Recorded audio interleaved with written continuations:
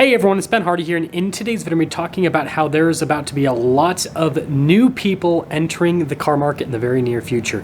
Before we get in this video though, as always, if you want to save time and money the next time you purchase a car, link to my car buying guide in the description down below. Let's get into it.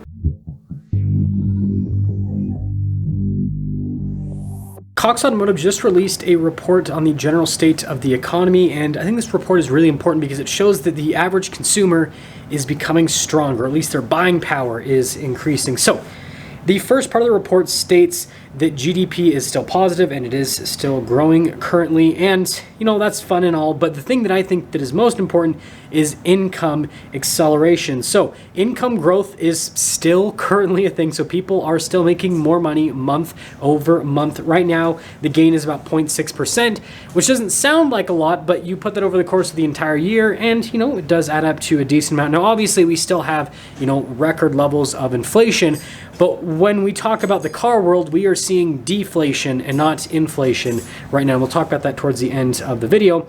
And this is also happening at the same time that personal savings is increasing because the average consumer is pulling back with their spending. So the savings rate is 4.6%, which, if you guys are wondering, what that means or what that relates to, basically that is the highest that it has been since January of 2022. And in January of 2022, people had a boatload of money to spend. That's why a lot of people are paying over MSRP for cars.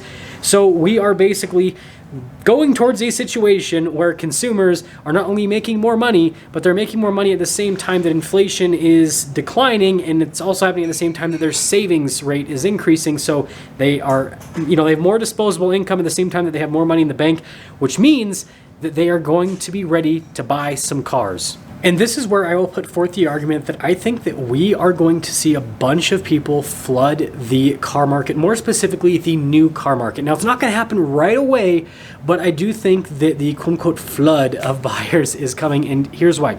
So if you look at the used car market, right, wholesale values are still declining at the same time that retail values are holding firm. This means that the used car market just sucks right now if you are a consumer, because if you trade in your car, you're going to get bottom dollar for it, and if you buy a car, you're going to pay top dollar for it because of the gap between wholesale values and retail values. If you look at the new car market, it is starting to look very appealing because a lot of manufacturers, first off, have decided that they are going to freeze their prices. They're not going to increase prices into the foreseeable future. Stellantis, for example, they've announced that for a lot of their brands and product, they plan on just keeping the prices the same.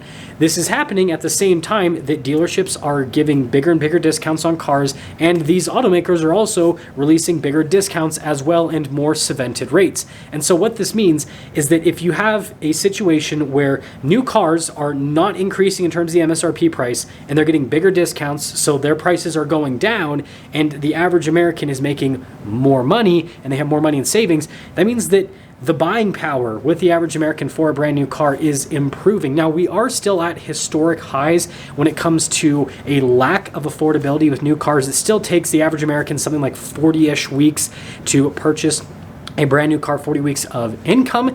But this is a trend towards, I guess, the upside in the sense that that 40-week number is going to drop into the 30-week number pretty soon, I would imagine.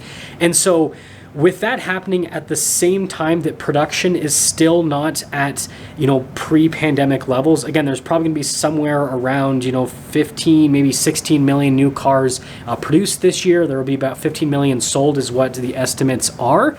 And so what that means is that there is most likely going to be just like a slight surplus of cars, not a massive surplus of cars.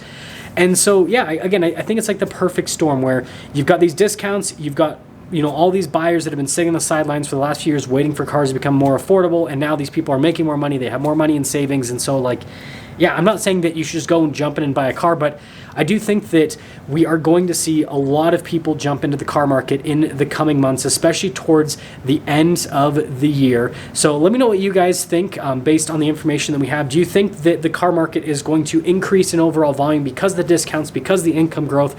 Or do you think that the car market is going to retract? Do you think that there are going to be fewer buyers? We'll see you.